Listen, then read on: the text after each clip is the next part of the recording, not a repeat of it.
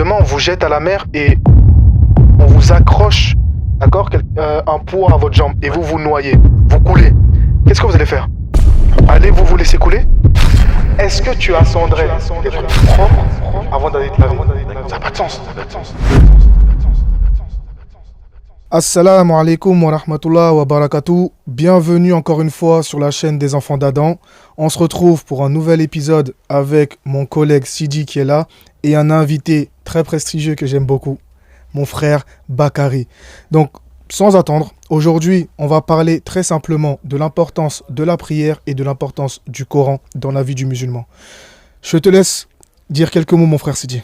Avant de commencer, il est toujours important de rappeler le fait qu'on a toujours nos réseaux sociaux tels que celui de Nino, le mien, Téimiste, et celui du frère Bakary ici présent, où vous pourrez toujours voir des actualités ou des partages au niveau du Coran ou même du tafsir, particulièrement chez le frère Bakary.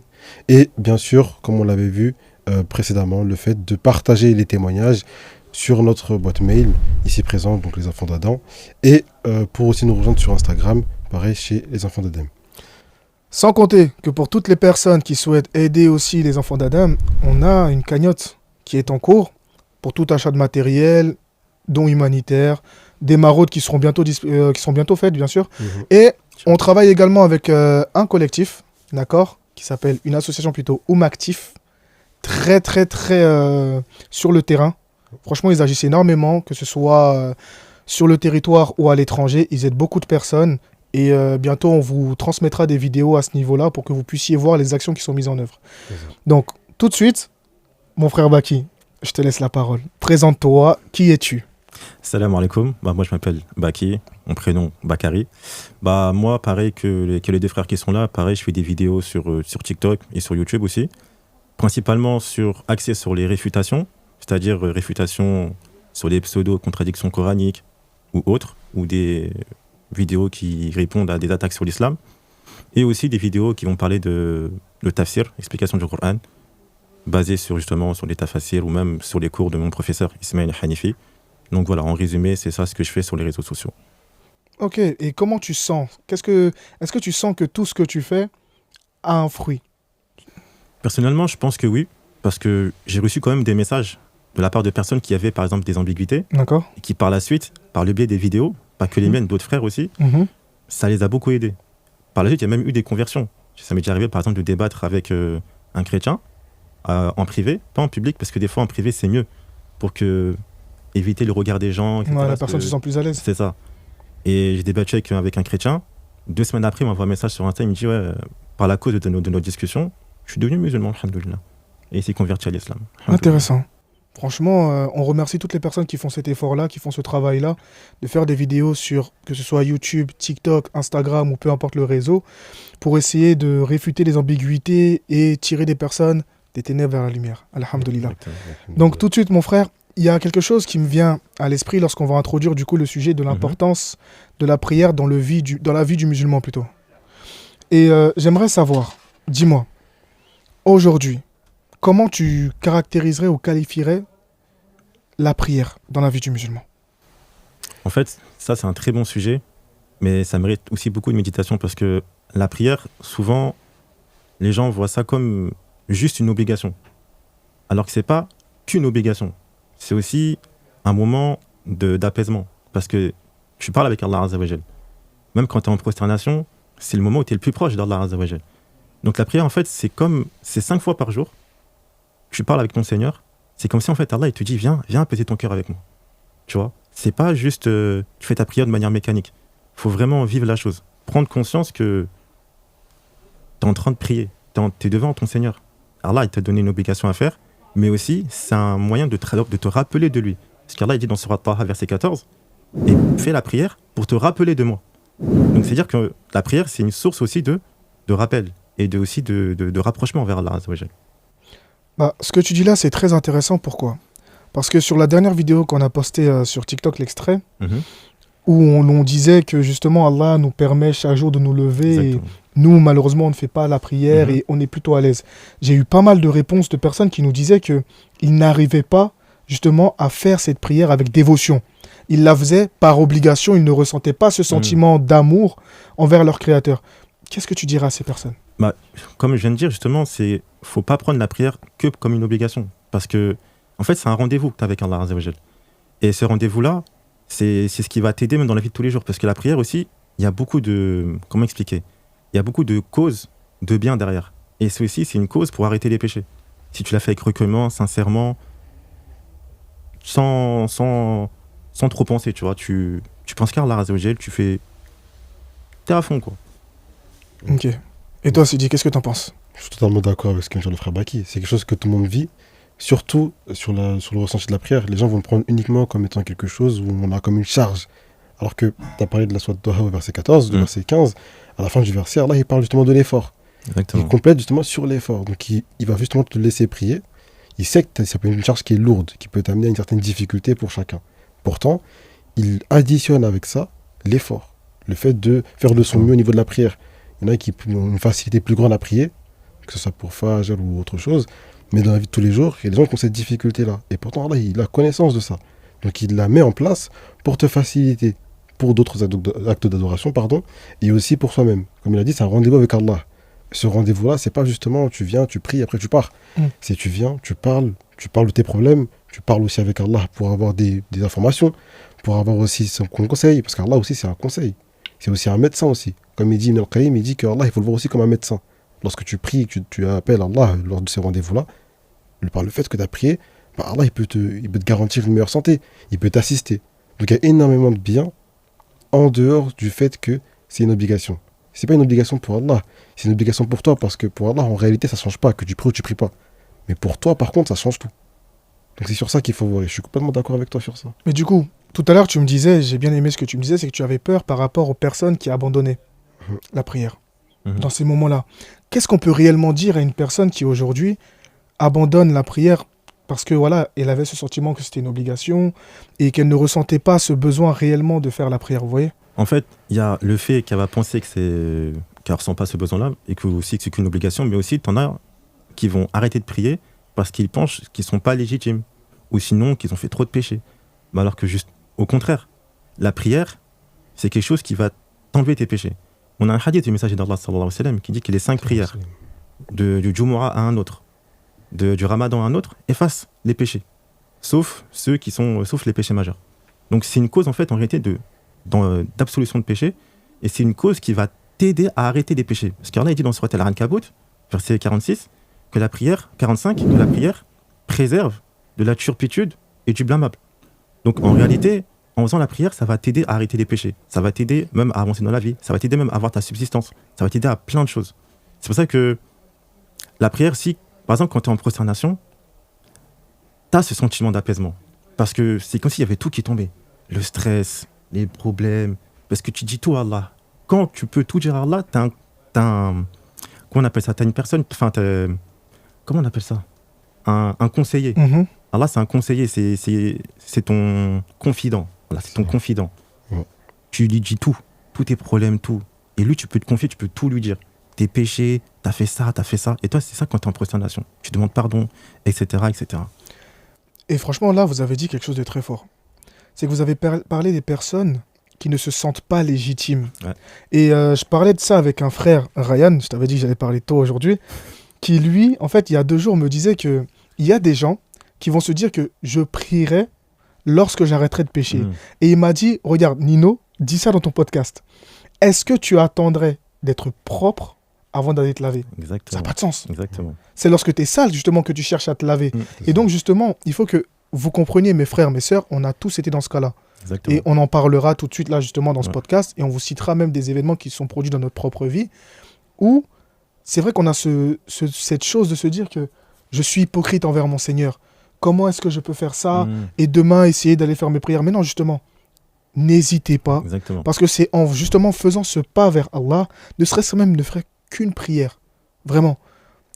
Qu'une seule prière par jour vous rapproche de votre Seigneur. Exactement. Il se peut que par cette prière, tu t'es levé pour la faire, Allah te mette dans le cœur l'envie d'en faire une deuxième, Exactement. une troisième, une quatrième, jusqu'à faire tes 5 prières et aimer le faire. Et franchement, ne vous dites pas que vous avez trop péché. Si vous voulez justement vous purifier, vous rapprocher de votre Seigneur, le mieux c'est de commencer par lui demander pardon. Exactement. Vous repentez, vous faites la prière et vous verrez que petit à petit, vous vous éloignerez des péchés. Posez-vous, réfléchissez 30 secondes. Combien de fois, plutôt que d'aller faire quelque chose de haram, un grand péché, vous avez prié et bizarrement, la chose que vous deviez aller faire, eh ben, elle s'est pas produite. Exactement. Il y a eu un empêchement. Il y a eu quelque chose. Et ben, Allah vous a protégé d'un mal. Mais c'est vrai que des fois, à force de forcer, de chercher le mal, on finit par y tomber. C'est une ça, réalité. exactement. Mais ne désespérez pas, revenez toujours. Franchement, c'est la pire des choses qui peut arriver, de se dire que j'abandonne, je laisse tomber et on quitte ce monde sur ça. Vraiment. Et ça, c'est ce que tu disais tout à l'heure, Sidi. Ouais. Mais t'as dit un truc qui m'a fait rappeler un truc que je pense plus d'un parmi nous ici l'a vécu, c'est l'Éden. Lorsque, par exemple, tu as délaissé la prière pendant un moment, vous allez voir qu'il y a les symptômes. Au début, l'Éden, quand il va sonner, ça va vous faire un truc. Vous allez essayer d'esquiver un peu pour rester dans l'abandon, parce que le shaitan, il va souffler à votre oreille. Mais à chaque fois que ça va sonner, il y aura ce petit truc dans votre cœur. Même si vous allez dire non, il n'y a rien, de toute façon, je suis trop tard, en gros, c'est foutu, j'ai plus foi en Allah, etc. Vous le ressentez, ce truc dans le cœur. En gros, est-ce que j'irai pas quand même aller prier ou pas? En vrai. Mais malheureusement, vous vous trouvez dans une situation où il n'y a pas cette force-là. Mais le jour où, justement, vous allez vous dire, généralement, si vous êtes autour des 1h, 2h du matin, qu'on reste éveillé toujours la nuit, tu te dis, là, je vais me repentir. Au moins sur ce que je viens de faire là, je vais me repentir. Et le moment où la personne se repent, vous verrez que lorsqu'il fait cet acte d'adoration-là, il dort mieux. Parce que lorsque tu pries pas de la journée, personne ne peut dire qu'il dort sereinement. Donc lorsqu'il prie pas de la journée, et qu'au moins il se repentit sur ça, lorsqu'il va dormir, il dort mieux. Lorsqu'il se réveille, il est en meilleure forme. Et lorsqu'il voit une nouvelle fois l'Éden, par exemple, il se réveille aux alentours de Fajr, il a cette fois cette plus grande envie de prier. Et ça rejoint du coup le hadith où Allah il te dit justement que celui qui vient vers Allah en faisant ne serait-ce qu'un seul pas, en marchant, Allah il viendra vers lui justement en courant. C'est-à-dire que si tu fais un petit effort, Allah il viendra vers toi faire un plus grand effort. Donc comme il a dit, oui, lorsque vous faites ne serait-ce qu'une prière, ne vous bloquez pas à vous dire j'en fais qu'une seule, en vrai je laisse tomber. Rendez-vous compte sur le fait que vous avez l'opportunité de vous repentir en faisant ne serait-ce qu'une prière. À l'époque, ça on l'a vu de toute façon avec le shir, etc. À l'époque, dans Sourate Al-Baqarah, je le répète, le repentir était plus technique que ça.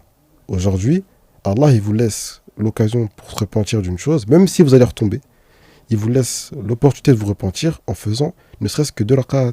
Et ça, c'est une grande preuve, une grande grâce venant d'Allah. Sachant que, en fait, le sujet avec la prière, justement, c'est très délicat. Et je tiens à vous rappeler et à vous le dire qu'il n'y a aucun jugement dans ce qu'on est en train de dire ou dans ce qu'on est en train de faire. Au contraire, on est en train de vous dire que moi, par exemple, je suis passé par là. D'accord ? Le plus honnêtement possible. Il y a eu des moments dans ma vie où, je vous assure, j'avais tellement honte que j'arrivais même pas à prier. Parce que je me disais que comment je peux dire que je crains mon Seigneur ou je l'adore, mais je commets telle ou telle action.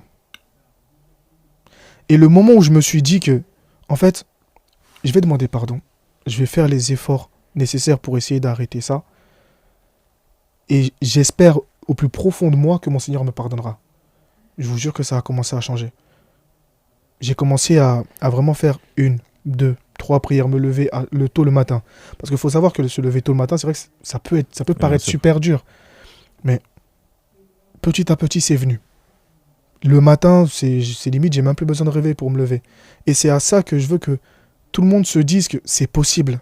Si quelqu'un comme moi y arrive, et quand je vous dis que je suis très loin d'être parfait, et malheureusement sur les réseaux, quand on voit des jeunes comme nous parler de religion, ou faire des rappels, ou faire des podcasts, la population pense qu'on est parfait. On est très loin d'être parfait. L'islam, c'est un long chemin. J'ai encore beaucoup à parcourir, je fais encore des erreurs, mais si je vous parle aujourd'hui, si on vous parle aujourd'hui, c'est justement pour vous dire que peu importe le nombre d'erreurs que vous avez commis, le retour vers votre Seigneur, il est permis tant qu'on respire. Et personne ne pourra vous juger là-dessus. Donc n'hésitez pas à prier, demander à Allah. Et comme a dit Baki tout à l'heure, Allah est notre confident. Confiez-vous à Allah, asseyez-vous même ne serait-ce que 15-20 minutes. Asseyez-vous, parlez à Allah. Lorsque vous priez, vous êtes prosterné, vous avez le front au sol, demandez à Allah, n'hésitez pas. Il n'y a aucune chose qu'on ne peut pas demander à notre Seigneur. C'est notre Seigneur. Là, on est en plein podcast. Là, les gens ils sont derrière la caméra. Il n'y a rien qui les empêche là de pause, ablution, prière. Tu vois ? Et même, c'est un apaisement la prière. C'est pour ça que... Pourquoi je parle d'apaisement ? Parce que moi, c'est ce que j'ai ressenti, c'est ce que je ressens personnellement. Moi, dans mon adolescence, tu vois, quand j'étais petit, j'ai grandi, voilà, je faisais la prière. Après, au bout d'un moment, j'ai arrêté. J'étais dans mon adolescence, de 14 à 17 ans. Mais il y avait comme un vide. Genre, je vivais, mais il manquait quelque chose. Et vraiment, quand je me suis mis à prier sérieusement, au début, c'était compliqué, hein, parce que se réveiller le matin, enfin, des fois, c'était compliqué, etc., etc. Mais à force de faire, déjà, de une, tu prends l'habitude de te réveiller, mais même, tu as un apaisement, parce que tu peux dire et demander ce dont tu as besoin, quand tu es en prosternation, surtout.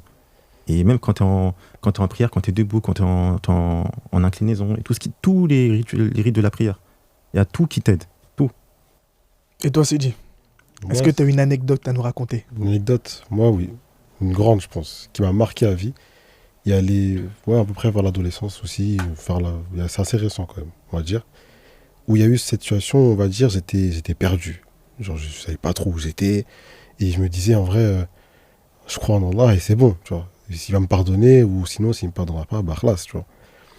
Et ça arrivait des fois que je vienne et que je prie, mais j'ai pas forcément ce truc, et qu'après, je relâche. Et un jour, donc je pense que c'était la période où j'étais le plus bas, honnêtement. Et un jour, je me dis, je sais que je vais faire des péchés le lendemain, dans 2 ans, dans 3 ans, je sais que je vais faire des péchés. Ça, je vais pas me voiler la face dessus. Mais cette nuit-là, là, impossible, je dors sans me repentir de ce que j'ai fait, là en tout cas maintenant. Je me lève, je prends les ablutions. Ok. Quand je prends les ablutions, première chose qui me vient, c'est le hadith où le prophète alayhi salatu wassalam, il prenait ses ablutions et il souriait. Et ses compagnons lui ont demandé pourquoi tu souris. Il a dit à ses compagnons pourquoi vous ne me demandez pas pourquoi je souris. Ses compagnons lui ont demandé au prophète pourquoi tu souris. Et il lui a rappelé, il leur a informé qu'à chaque fois que tu prends tes ablutions, chaque goutte qui va tomber, c'est des péchés qui tombent. Exactement. Moi, je commence à faire mes ablutions, je ressens déjà un certain apaisement. Donc là, je comprends que, ok, Allah, il est déjà en train d'agir avant même que je prie. Maintenant, j'ai fini mes ablutions et je me dirige vers, un coin de ma chambre où on prie. L'aller déjà, je me sens différemment. Et quand je commence à prier, je vous jure, et je le dis honnêtement, c'est pas pour faire passer comme celui qui a atteint un degré de fou et tout, mais jamais de ma vie, j'ai ressenti ce que j'ai ressenti à ce moment-là. Genre, j'ai vraiment senti quelque chose sortir de moi, tu vois. Et c'était pas en style de possession ou un truc, hein, je te rassure, mais c'était, je me sens mieux, nettoyé. Et quand je finis, assalamu alaikum wa rahmatullah, assalamu alaikum wa rahmatullah, je m'assois comme ça, et je fais certains actes d'adoration que de ma vie entière, jamais j'ai fait. Et que je me suis dit que jamais je vais atteindre ce degré et les faire.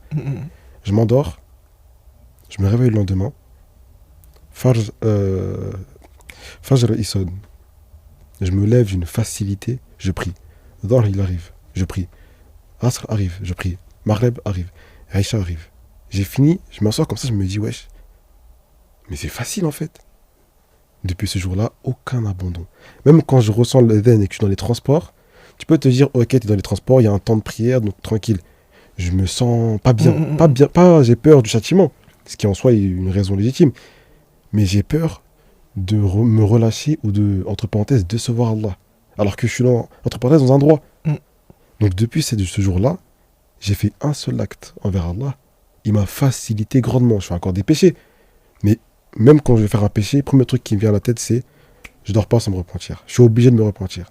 Et ça, c'est quelque chose, en fait, où vraiment, tu as fait un seul pas, Allah, il t'en a fait un plus grand. Et ça vient confirmer les hadiths que tu as cités tout à l'heure. Exactement.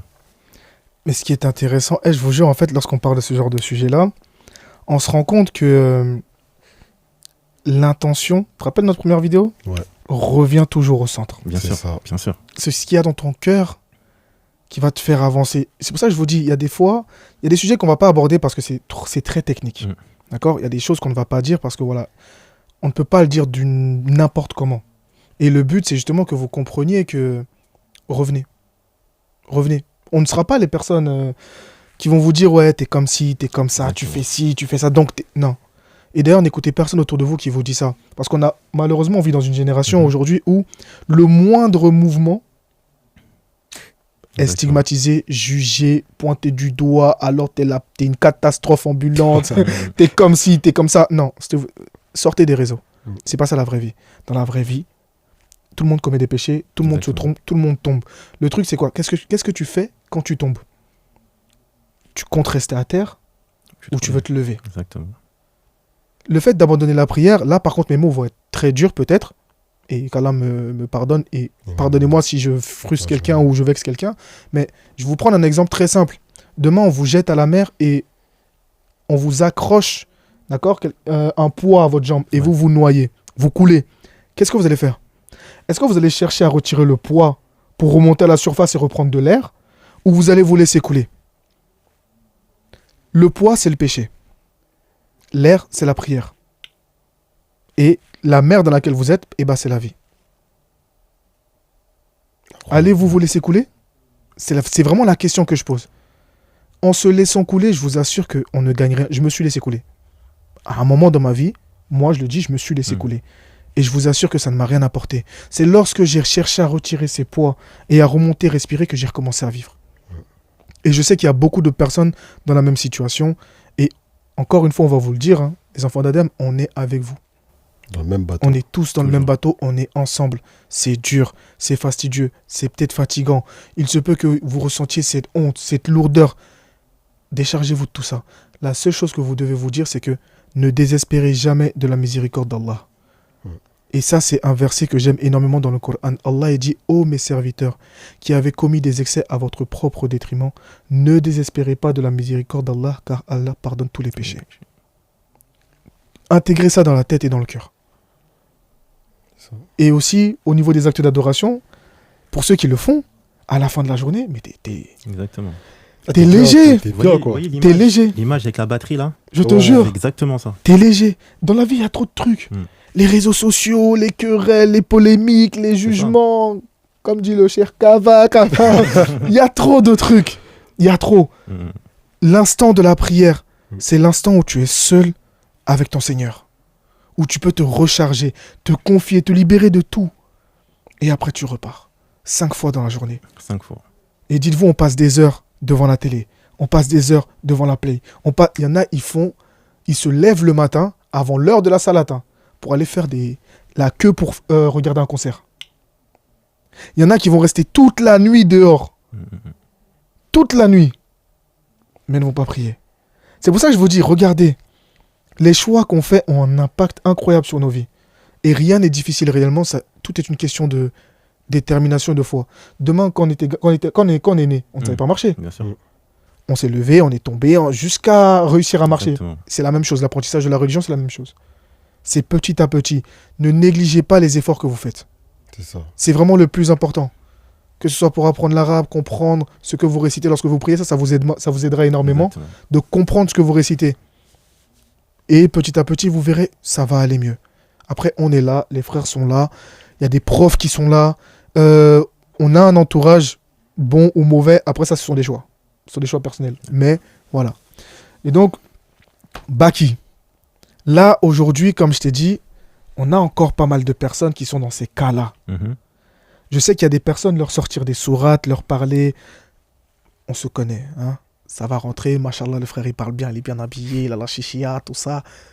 On sait que ça va rentrer. On va regarder une autre vidéo polémique, on va se rester concentré dessus. C'est ça. Comment, par exemple, demain, moi, je suis un frère qui te parle de ce souci-là, qu'est-ce que tu me dirais, justement, pour me ramener à la prière? Au moins, ne serait-ce qu'à en faire au moins une dans cette journée qui est en train de passer. C'est une bonne question. En fait, il faut savoir déjà pourquoi déjà la personne n'a pris pas. Voilà la cause. Qu'est-ce qui t'a amené à arrêter la prière? Ça, c'est si elle a arrêté. Aussi, si elle ne prie pas, pourquoi elle ne prie pas? Il faut lui faire comprendre que la prière, c'est pas une contrainte pour toi. La prière, c'est pas une contrainte. La prière, c'est, comme on l'a dit tout à l'heure, c'est un rendez-vous que tu as avec Allah Azza wa Jal qui fait que, par la suite, ça va... Comment expliquer?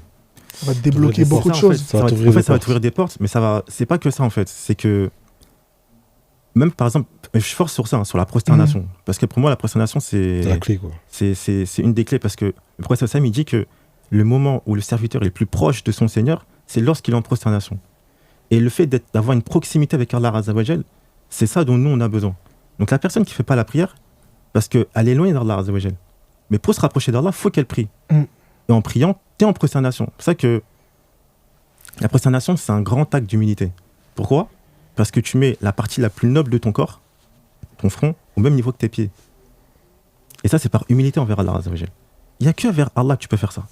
C'est pour ça qu'une personne qui ne prie pas, il faut lui essayer de lui montrer et lui expliquer tous les bienfaits de la prière, justement. Qu'est-ce que ça va lui apporter dans sa vie, ici-bas et dans l'au-delà aussi. Parce que la première chose sur laquelle le serviteur il est jugé, c'est sur sa prière. Sans oublier que, de base, on devait faire 50 prières. Allah, il a raccourci à 5. Et chaque prière, c'est équivalent à 10. Ça revient à 50. Regarde la facilité qu'Allah t'a donnée, qu'il nous a donnée. Et les derniers mots du prophète sallam, la prière, la prière, la prière. Avant de mourir, il a ouvert son rideau, il a vu la communauté unie, tous unis en train de faire la prière. Il était content, il a fait un sourire. Donc, est-ce que toi, tu fais partie de ces gens-là aussi? Ah oui. Dont le prophète sallam, il était heureux de voir sa communauté unie, en train de faire la prière à la mosquée. Ah Donc oui, ça, bah si la personne arrive à comprendre ça, et qu'elle se dit, moi, je veux faire partie d'eux. Moi, je vais être comme ça. Et dans l'au-delà, Bi'idhnillah Azza wa Jalla, là, il va te... Et même ici-bas, là, il va te wafaq, il va te donner des bienfaits. Donc, il faut lui faire comprendre tout ça et lui montrer que la prière, c'est pas juste une obligation. C'est une obligation, mais c'est pas juste une obligation.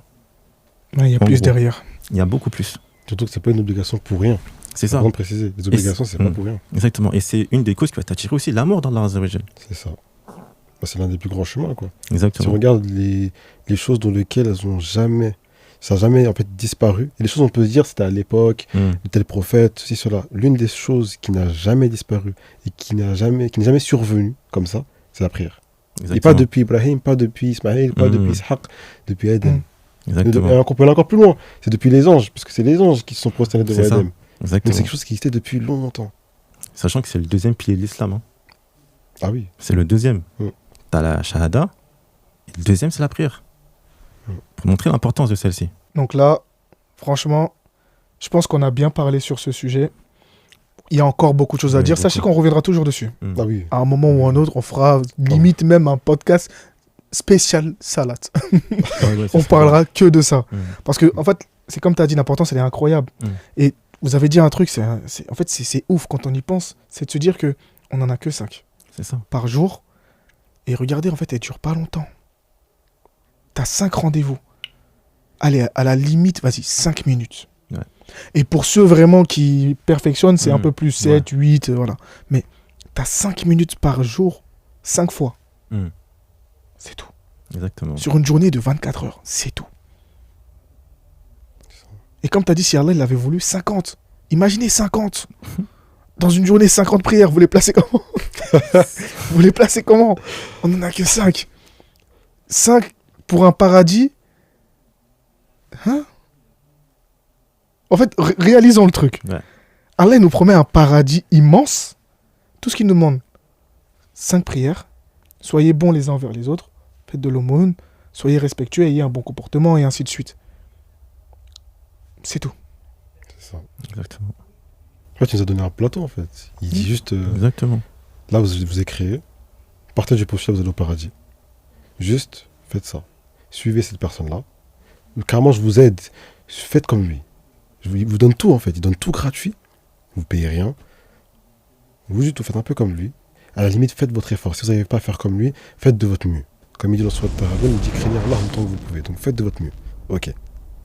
Et alors, quand il va juger, comme on a rejoint du coup la suite de Surat Taha, au verset 15, il prend les efforts en compte. Donc il va vous juger en fonction des efforts. Si vous faites des efforts, il vous jugera sur ça. Il n'y a pas à juger sur alors t'as fait ça, il manque juste ça, ça y est, tu vas en faire, c'est fini. Non, il va prendre en compte les efforts. Il y a même un verset dans le Coran où Allah, en gros, il va rappeler tout ce que le croyant il a fait, tous les péchés que tu as fait, il va te rappeler, il va dire, ah, tu vois quand tu as fait ce péché-là, il va confirmer, tu as fait ce péché-là, tu as fait ça, tu as fait ci, tu as fait ça. Toi, tu vas croire, ça y est, je suis fini. Tu vas rester comme ça, tu vas dire, ça y est, c'est fini pour moi, je vais en enfer. Et Allah, il va te dire, ouais, mais en gros, tu as fait tout ça, mais moi, sache que je te pardonne. Tu as fait toute cette C'est dinguerie, fort. mais moi, je te pardonne. C'est fort. Et ça se trouve juste parce que tu as fait une prière. Après le podcast, ça se trouve, là, il y en a, ils vont prier. C'est ça. Une seule, hein. C'est fini. Ça sera la cause de C'est l'entrée au signé. paradis. C'est signé. C'est ça Toi, le tu but retournes au même du paradis. podcast. C'est ça. C'est que les gens puissent reprendre la prière. Pour ceux qui l'ont arrêté, pour ceux qui l'ont même pas commencé. Qui puissent la reprendre, qui puissent se perfectionner dans ça. Imaginez, quelqu'un là tout de suite, après ce podcast-là, se décide, vas-y, je vais faire ma prière et cette prière-là est la cause de son entrée au paradis. C'est ça.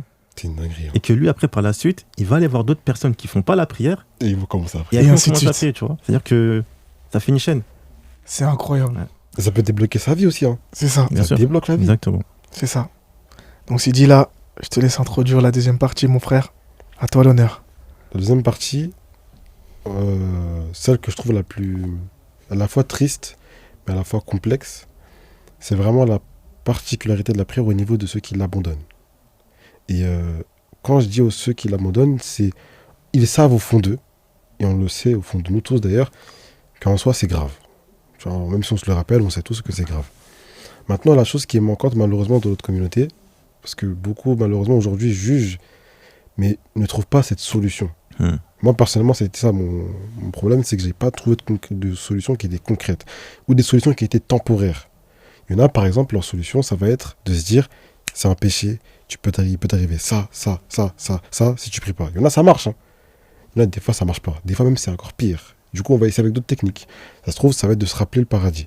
D'autres, ils se disent, ouais, mais il y a le paradis, mais en vrai, c'est pas grave, en tous les cas, je vais au paradis. Donc en fait, il faut trouver un juste milieu. Puisqu'on connaît les gens du juste milieu. Qu'est-ce que toi, tu pourrais nous proposer, ou proposer à nous tous, comme solution concrète pour maintenir le rythme avec la prière? Bah, c'est comme je dis tout à l'heure. Parce que là, tu parles d'abandon. Il faut comprendre qu'est-ce qui l'a fait abandonner. Et c'est ça aussi, c'est ça qui est important. Parce que s'il a abandonné, c'est qu'il y a une cause. Et si on arrive à régler cette cause-là, peut-être que par la suite, il pourra reprendre. Ça peut être le fait qu'il a la flemme. Ça peut être le fait qu'on lui a... que lui-même, il a délaissé la religion, il s'est désintéressé. Et justement, il faut essayer de le refaire aimer la religion, si c'est ce cas-là. S'il a la flemme, il faut essayer de le motiver. Il y a plusieurs causes. Comme tu as dit, il faut trouver un juste milieu. Et des fois, le juste milieu, il est compliqué à trouver parce que ça dépend des personnes. Donc, on ne peut pas forcément spécifier juste un cas parce qu'il y a plusieurs cas, plusieurs causes. Donc, il faut essayer de vraiment trouver les bons mots pour la bonne personne. C'est vrai que quand tu parles avec une personne, il faut se mettre à sa place aussi. Parce que Allah Azza wa Jalla dit dans le Coran, par la sagesse et la bonne exhortation, appelle les gens au sentier de ton Seigneur de la meilleure des manières. Et la sagesse, c'est le fait de mettre la chose à sa place. Donc toi, mets-toi à la place de la personne quand tu l'exhortes pour comprendre sa situation. Et c'est là, en comprenant sa situation, tu pourras aider à l'aiguiller à reprendre la chose qu'elle a délaissée. Et ceux qui ont du mal particulièrement vis-à-vis du fait qu'ils se disent, comme il l'a cité, parce que je veux vraiment qu'on accentue dessus, pour que ça rentre vraiment, c'est j'ai fait trop de péchés. Et que même quand tu lui expliques, ils se disent, ouais mais tu sais pas, j'ai fait ça moi. Et tu dis, ouais, mais je sais que tu as fait ça, mais tu sais même pas ce que j'ai fait. T'as vu? Alors que la personne à qui tu poses cette question et à qui tu parles, frérot, ça se trouve, j'ai fait des trucs, tu sais même pas. Ça se trouve, j'ai fait pire. J'ai fait des trucs. Bah, Nino, il a cité un verset très intéressant tout à l'heure. Alors, il dit, ô mes serviteurs, qui avez commis des excès à votre propre détriment, ne désespérez jamais de la miséricorde d'Allah. Et c'est pour ça qu'il faut faire comprendre à la personne qu'il ne faut pas désespérer de sa miséricorde et lui montrer que la prière, c'est une cause que les péchés qu'elle a fait, ils vont partir. Tout en ayant la crainte d'Allah Azza wa Jal, la sincérité et tout ce qui va avec, choses qui sont connues. Donc, il faut le montrer et le faire comprendre, même si tu as fait plein de péchés. Allah, il te laisse vivre le lendemain à chaque fois. Comme il a dit, comme vous l'avez cité, Allah, il te donne l'occasion, encore une fois, chaque jour, de pouvoir te rattraper, de pouvoir prier. Loue-le, remercie-le pour ça, justement. Tu as fait des péchés, vas-y, Khair Inch'Allah. Fais la prière, ça va être une cause que tes péchés vont partir. Tout comme tu as cité tout à l'heure, les ablutions, chaque goutte qui tombe, des péchés qui partent. Tu as fait des péchés, Allah il te donne toutes les causes pour qu'ils puissent partir, même si tu as fait toutes les dingueries du monde. Pour te dire, le polythéisme, Allah il le pardonne. Pourtant, on sait que c'est le plus grand péché. Si tu meurs pas dessus, hein, Allah il te pardonne le polythéisme, qui est le plus grand péché. Donc si tu as fait des choses qui sont en dessous, Allah il va te pardonner. Si tu es sincère dans ton repentir, si tu sais que tu vas pas recommencer, etc., Allah il va te pardonner. Donc, il n'y a pas de raison en réalité de dire j'ai fait trop de péchés. Le plus grand des péchés, il est pardonnable. Si tu te repens avant ta mort. Bah, par exemple, les plus grands prieurs qui étaient les compagnons, beaucoup c'est des reconvertis, c'était des gens qui étaient dans le polythéisme, dans l'idolâtrie. Parmi le polythéisme, on a suivi de. Comment il s'appelle Abu Sofyan. Abu Sofyan, c'était quelqu'un qui a combattu même le prophète pendant la bataille de Badr. Ouais. Il fait partie des meilleurs prieurs. C'est ça. Il s'est rattaché à la prière, il n'a pas lâché la prière. C'est ça, exactement. Donc il faut vraiment le prendre en compte et vraiment que ça rentre dans la tête de chacun parce que vraiment ça c'est un combat et vraiment le shaitan il va vraiment accentuer dessus. Même là, pendant que je vous parle, attendez-vous là devant la sortie là, de cette vidéo, il va vous attendre comme il faut. Je vous assure qui ne va pas lâcher, parce que c'est la chose, en fait, si vous avez la prière, dites-vous juste qu'il y a une grande porte qui s'est ouverte, vous avez tout. Autant la vie d'ici-bas que la vie de l'au-delà. Ça vous facilitera dans tout. Et d'ailleurs, tu me fais penser pour toutes les personnes qui disent que oui, mais dès que je commence à prier, j'ai des was-was, ou je suis attaqué, ou il m'arrive tel ou tel truc. C'est normal. Ouais. Ethan, il va pas venir dans une maison C'est qui est ça. déjà abîmée. Non, c'est Exactement. fort. Je vais C'est dire normal. fort. Ouais, c'est vrai. Non, mais c'est Ouais, normal. c'est vrai. Non, mais c'est vrai. Tu vas Bien pas sûr. détruire quelque chose qui est déjà détruit. Exactement. vrai. Or que quelqu'un qui est en train de bâtir des bases solides, une maison solide et qui Mm. rénove le tout, il y aura toujours ce cafard qui va venir essayer de C'est ça, s'installer, c'est ça. l'araignée qui va venir faire sa toile, ou le moustique qui va venir te piquer la nuit. Il y aura toujours, il y aura toujours un truc pour venir, mais faut pas lâcher. Exactement. Et ça prouve justement que ça va. Le fait que Shaitan il vient t'embêter, ça dérange. Ça Oui. le dérange. Et si ça le dérange, c'est-à-dire que tu plais à Allah Azza wa Jal. C'est ça. C'est ça. C'est ça qu'en fait qui montre que vas-y, c'est maintenant, faut y aller. C'est le moment là. Tu vois. C'est vrai. Mais en fait, il va attaquer celui qui est guidé, généralement. C'est ça. Il n'attaque pas l'égaré. Donc là maintenant, après avoir bien parlé du sujet sur la prière, nous allons maintenant introduire le sujet sur l'importance du Coran dans la vie du musulman. Et pour ça, mon frère Sidi, je te laisse la parole. Barakallahu fik. Le fait que tu proposes justement, qu'on a proposé le sujet sur l'importance du Coran, il joint le premier sujet qui était l'importance de la prière. Pourquoi ? Parce que pour l'importance de la prière, il faut sa solution primaire. Sa solution primaire, elle se trouve où ? Dans le Coran. Exactement. Du coup, la chose qu'il faut chercher, c'est comprendre le Coran, savoir qu'est-ce que propose le Coran et comment appliquer ce qui est dans le Coran. Mais Et même qu'est-ce premièrement- qu'est le Coran? Oui, aussi, c'est vrai ça, c'est très important. Mais la chose qui vient avant ces trois, c'est pourquoi il y a ce degré d'importance sur le Coran. Et j'aimerais, Bakary, que tu essayes de nous expliquer, à nous tous, hein, même nous présents, son degré d'importance et pourquoi. Ok. Déjà, par rapport au Coran, il y a beaucoup de choses à dire. Parce que le Coran, il est tellement riche. Allah dit que le Coran est El-Majid. Il est intarissable. Il y a toujours des enseignements à tirer. En fait, le Coran, comme vous avez dit, c'est un mode de vie. On doit se baser sur le Coran. D'accord ? Le truc, c'est que je vais vous donner un exemple, par exemple. Un exemple de mettre un verset en application. On a l'exemple avec un compagnon, Ibn Abbas. Ibn Abbas, il y a quelqu'un qui est venu lui rapporter la mort de son frère. Qu'est-ce qu'il a fait, Ibn Abbas ? Il a dit, c'est à Allah qu'on nous appartenons et c'est à Allah que nous retournerons. Qu'est-ce qu'il a fait juste après ? 2 unités de prière. Et après, il a récité un verset. Le verset de Surat al-Baqarah, verset 153. Ô vous qui croyez, cherchez assistance dans l'endurance et la prière, car certes la prière est une autre obligation sauf pour les pieux. Tu l'as au verset 45 ou au verset 153. Et en fait, l'on voit qu'ici, il a mis en application un verset. Pourquoi ? Parce qu'il a appris une nouvelle qui l'a attristé. Et pour patienter, il a cherché assistance dans quoi ?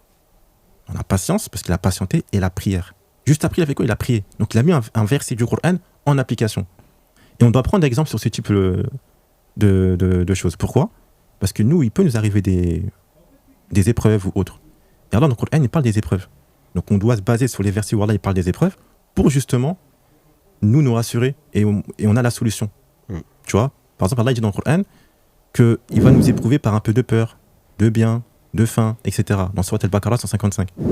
Donc quand on voit que on perd des personnes, quand on voit que par exemple on a peur, on est éprouvé par la peur, on est éprouvé par d'autres choses, Allah dans le Coran il a dit vous devez patienter par rapport à ça parce qu'Allah il va vous éprouver par ça. Donc on sait à quoi s'attendre. Tu vois ? Alors, c'est pas exemple sur le Coran à chaque fois. Et le Coran c'est aussi une cause pour être heureux. Donc si c'est pour pas que tu sois malheureux, à contrario c'est pour que tu sois heureux justement. Donc voilà. Bah, justement, en fait, ce qui est bon à observer là-dedans, et je vais pas me dire que je suis la parole du peuple, mais en fait, moi, j'ai plutôt parlé pour toutes ces personnes qui, tu sais, on n'a pas l'habitude de tout le temps ouvrir le Coran. Exactement. Tu vois, on n'a pas l'habitude de chercher justement les réponses dans le Coran. Pourtant, les réponses y sont. Exactement. C'est vrai que la plupart du temps, quelqu'un qui va essayer de se reconnecter avec le Coran, il va tomber sur un verset qui concerne sa situation actuelle. Exactement. Et en fait, moi, ça m'est arrivé plusieurs fois de me poser des questions, me dire pourquoi telle chose m'arrive, ou qu'est-ce que j'ai pu faire, ou ci ou ça. Tout type de questions. Et à chaque fois que j'ai ouvert le Coran, je lisais, et je finissais par tomber sur un verset qui me rappelait que justement je devais être patient et endurant, que j'allais être éprouvé, comme tu as cité tout à l'heure, par un peu de faim, un peu de maladie, de la diminution de biens et d'autres choses, mais que justement que Allah, il est avec les endurants. Exactement. Et en fait, quand on se rattache vraiment à la parole d'Allah, on a ce sentiment que réellement on n'est pas seul. Et Allah, dans le Coran, dit que c'est celui qui entend et voit tout. Exactement. Et place ta confiance en le vivant qui ne meurt jamais.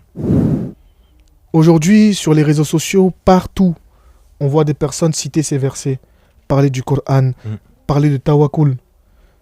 Mais faut dire une réalité, c'est que il y a à dire et appliquer. Il y a à dire et appliquer. Mais cette application vient en lisant la parole de notre Seigneur. Exactement. En la comprenant, en la méditant. Parce qu'il y a lire et lire, comme le cher il disait la dernière fois. Tu peux lire quelque chose, c'est-à-dire tu vois les mots, tu lis la phrase, mais tu comprends pas ce qui est écrit là. Et il y a lire, comprendre le mot, le sens et pourquoi c'est là. Se poser la question. Pourquoi Allah il dit ça là? Ah, c'est ce que Allah il voulait dire par ici, par là. Et c'est toutes ces choses-là qui nous font passer d'un état à un autre. De par quoi? Par la parole d'Allah. C'est ça, exactement. Que dans le Car Coran, Allah en fait, il nous parle. Exactement. Parce que dans le Coran, Allah, il a tout mis à disposition pour nous. Comme tu as dit, en fait, tu as dit que tu as lu des versets qui te concernaient. Alors que de base, tu vois, le Coran est arrivé à Mohammed sallallahu alayhi wa sallam, il y a 1400 ans. Mais toi, tu lis, ah, je suis dedans. Ça prouve que le Coran, en fait, il est là pour toi. Il est intemporel. C'est-à-dire que s'il y a un problème, solution, Coran. Et même donc, en lisant le Coran, tu cherches des solutions à tes problèmes, mais aussi en même temps, Allah te donne des bonnes actions. Parce que la lecture du Coran, c'est des bonnes actions aussi. Dans le hadith, messager d'Allah, chaque lettre que tu lis, c'est 10 bonnes actions. C'est pas Alif Lam Mim, c'est une lettre. Non, Alif, c'est une lettre. Mim, c'est une lettre. Etc. Tu vois, donc, c'est 10 bonnes actions. Imagine maintenant, tu lis une page. Ça fait je sais pas combien de lettres, je sais pas combien de bonnes actions. Tu vois. Donc, il y a ça. Il y a le fait de méditer dessus, comme tu l'as dit. Et Allah, il en parle dans le Coran. Le fait de méditer sur le Coran. Dans la sourate 47. Il en parle dans plein d'autres versets. Méditer sur le Coran. Le lire, le mettre en application. Et c'est pour ça que je vais vous donner un exemple. Il y a un frère que je connais, Hafidahullah. Pareil, il a appris la mort de son frère. Moi, qu'est-ce que j'ai fait? Je fais, ah, mais dans le Coran, Allah, il a dit ça. Et il y avait un contexte, en plus, c'était par rapport à la même chose. Je lui ai envoyé le verset que je vous ai dit tout à l'heure. Que chercher assistance dans la patience et la prière. Et comment il a réagi? Il m'a dit, barakallahu fik, ça lui a fait grave du bien. Il était content, ça lui a fait du bien, ça a apaisé son cœur. Et Allah dit dans le Coran que le Coran, c'est ce qui va apaiser ton cœur. Dans Sourate 13, verset 28, le Coran, il apaise le cœur. Si tu lis sincèrement avec méditation. Non pas pour le lire, juste pour lire. Pour dire, ah, j'ai lu. Le Coran, c'est pas une décoration que tu mets dans ta bibliothèque.